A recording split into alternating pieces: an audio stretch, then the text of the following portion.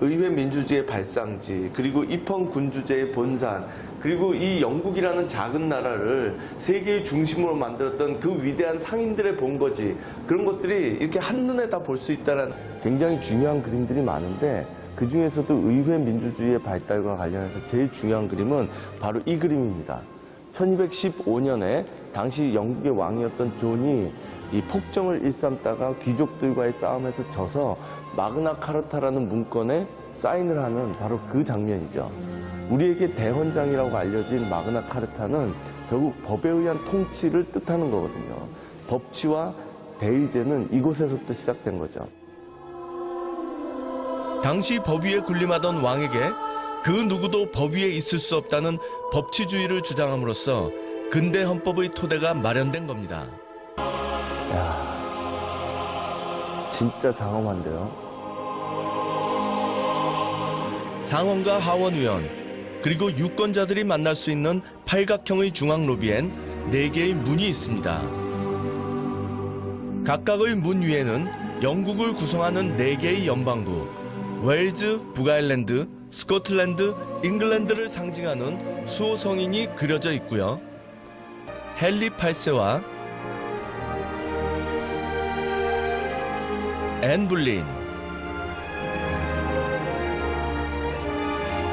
그리고 엘리자베스 1세도 있습니다.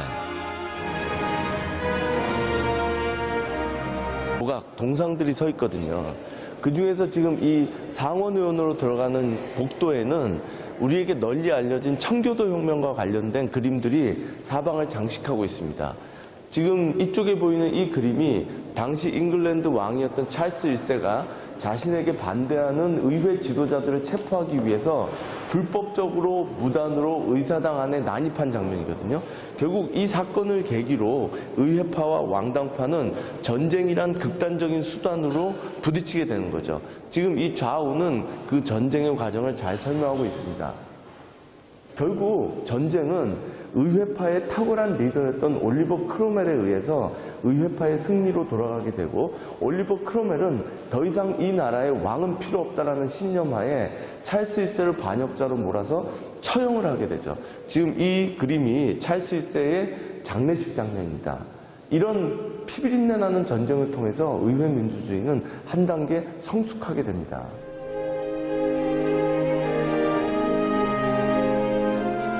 의회 민주주의 발전사를 보고 있자니 역시 세상엔 공짜로 얻어지는 건 없구나 라는 생각이 듭니다.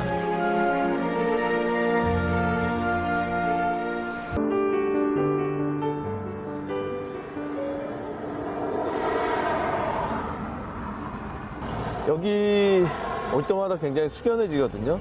사실 The Birthplace of Modern Democracy, 근대 민주주의의 발생지다라고 써 있는데, 인류 역사상 내가 민주주의의 발생지다라고 얘기할 수 있는 곳이 딱 2곳 있죠.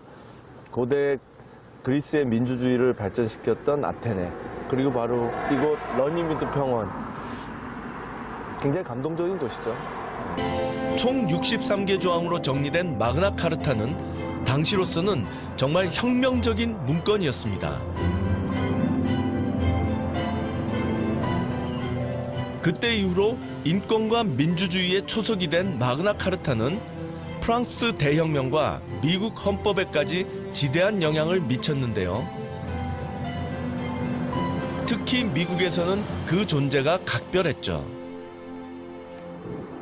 미국이란 나라는 자유를 찾아서 떠난 사람들이 세운 나라거든요. 그리고 그들은 자유를 무엇으로 지키고 보장받을 것이냐, 그거를 법이라고 생각했던 겁니다. 그러니까 법에 의해 통치되는 나라인 미국에게 있어서, 미국민에게 있어서 이 마그나 카르타라는 거는 중요할 수밖에 없는 문건이죠. 결국 생존하기 위해서 정말 몸부림쳐야 했던 그게 바로 엘리자베스 1세거든요. 그러나 그녀는 여왕이 됐을 때 정말로 다른 정치를 펼치게 됩니다. 어떻게 보면 참 고통스러웠을 텐데도 자기의 적들을 용서하고 국민들을 화합하고, 그리고 단호하게 전쟁을 마다하지 않는 용기, 이런 여러 가지 것들을 통해서 이 영국을 정말로 세계의 강대국으로 가는 초석을 쌓게 되는 거거든요. 그리고 나서 200년 후에 영국은 세계를 움직이는 대영 제국으로 발전하게 됩니다. 19세기 후반에 이 세계의 시간대를 정하는 회의가 열렸을 때 결국은 본초 좌우선이 이 그린위치를 지나게 되거든요. 세계의 시간을 움직이는 그 중심선, 그리고 그 과정에서 가장 중요한 역할을 했던 엘리자베스 1세의 탄생지, 그것이 이렇게 한 곳에서 교집합을 이룬다는 게 굉장히 저는 섬뜩할 정도로 좋아요. 그래서 전율을 느끼게 되는 그런 곳입니다. 지금 본초 좌우선, 시간의 모든 것을 결정짓는 바로 그 선을 상징적으로 나타내고 있는 겁니다.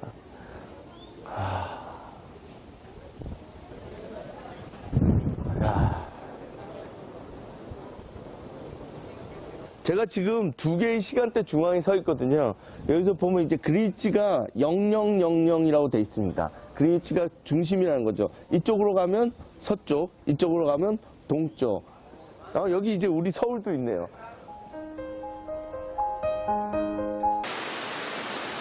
바로 이곳에 수력을 이용한 최초의 방적 공장이 생긴 거죠. 이 하얀 포마를 그리면서 힘차게 내려꽂히는 작은 물줄기가 영국을 세계의 공장으로 만들고 해가 지지 않는 제국으로 만든 바로 그 위대한 물줄기입니다. 영국은 사람과 인간의 노동력이 아닌 자연과 기계의 힘을 이용함으로써 산업혁명이라는 걸 만들어내고 인류의 어떤 문명의 부의 수준을 전혀 다른 차원으로 끌어올리는 거죠. 정말 위대한 창조의 현장입니다. 그런데 더 놀라운 건 골동품인 줄 알았던 이 방직기들이 지금도 작동이 된다는 겁니다.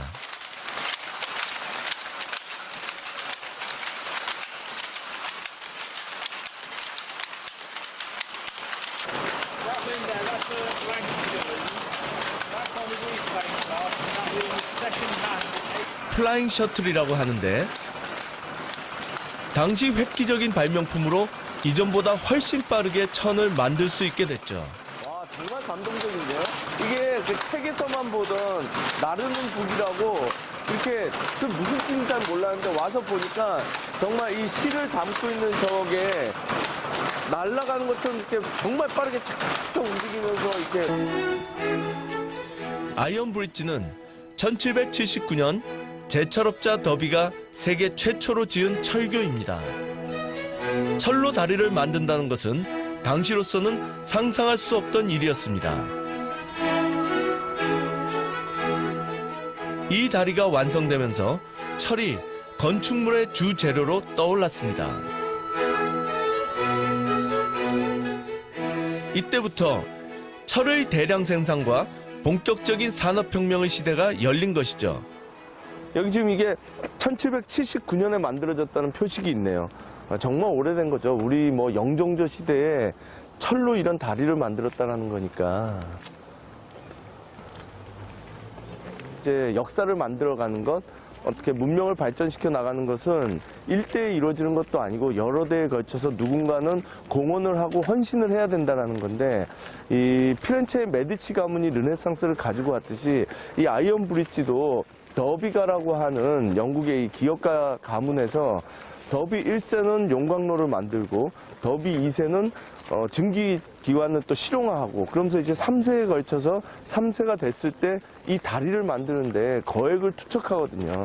결국 그런 더비가의 헌신이 있었기 때문에 이 작은 아이언 브릿지가 한때 세계의 어떤 중심으로 우뚝 설 수 있었던 것 같아요. 또 있네요. 넬슨 제독 1810년 작품인데요. 야.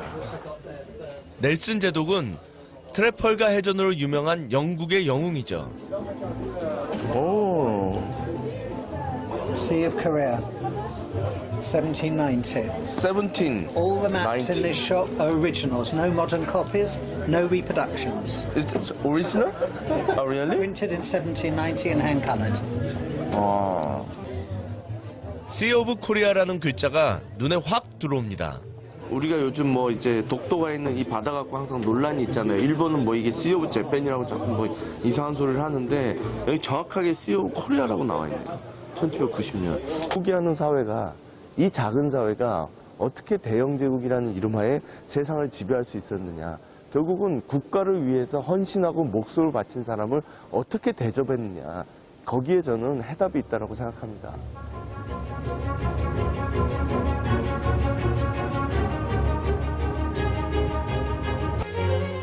세인트폴 대성당은 나라를 위해 목숨을 바친 영웅들의 기념비와 무덤으로 유명한데요. 이 거대한 조형물은 워털루 전쟁을 승리로 이끈 웰링턴 공작의 기념물입니다. 이 안에 이렇게 거대한 조형물을 만들어 놓은 사람은 이 사람밖에 없어요. 여기뿐 아니라 사실은 어딜 가도 영국에 이렇게 왕도 이 정도 대접을 안 해주거든요. 그걸 보면 이 나폴레옹 전쟁을 승리로 이끈 워털루 전쟁이라는 게 영국 역사에서 얼마나 중요한가를 알 수 있습니다. 정말 그 전쟁을 마지막으로 영국은 대영 제국이 되는 거거든요. 그는 살아있을 때부터 바다의 신이라 불렸던 영웅이죠. 이게 지금 넬슨 제독의 기념비입니다. 트라팔가 해전에서 나폴레옹의 해군을 다 물리쳐서 실질적으로 대영 제국이 시작된 어떤 초석을 쌓은 위대한 장군이죠. 영웅을 영웅으로 대접하는 사회. 그것이 대영 제국을 건설한 힘이 아닐까 싶습니다. 넬슨 제독이죠. 바다에서 일생을 보낸 그는 오른쪽 눈과 팔에 이어 목숨까지 내놓으면서 나폴레옹 전쟁을 승리로 이끈 영웅입니다.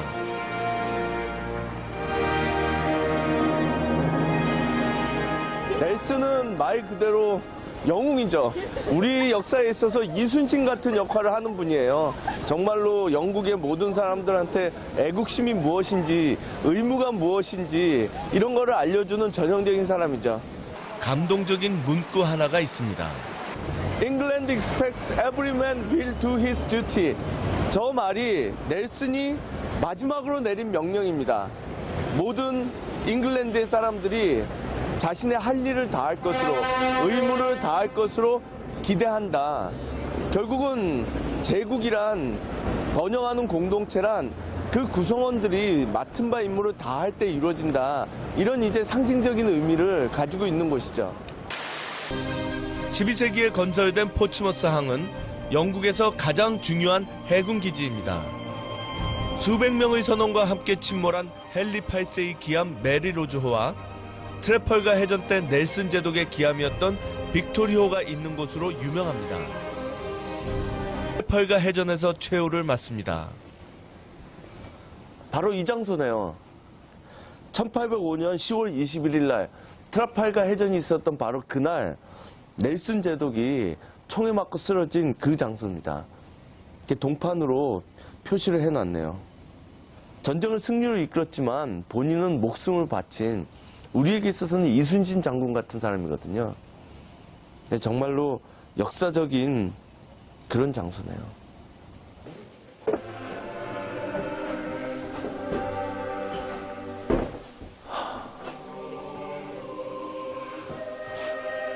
여기가 바로 넬슨이 사망한 그 장소네요. 갑판에서 총을 맞은 넬슨 제독은 병사들의 사기가 떨어질까봐 천으로 얼굴을 가리고 이곳까지 내려와서 힘겨운 사투를 벌였다고 합니다. 사투를 벌이면서도 그는 끊임없이 전쟁을 독려했다는 거예요. 마지막까지 최후의 승리를 거두기 위해서. 그리고 다행스럽게도 자신들의 함대가 프랑스, 스페인 연합함대를 완전히 격파했다는 사실을 듣고 그는 숨을 거둡니다. 그때 마지막 멘트가 이런 거죠. 하나님께 감사한다. 나는 내가 해야 될 일을 다 했다.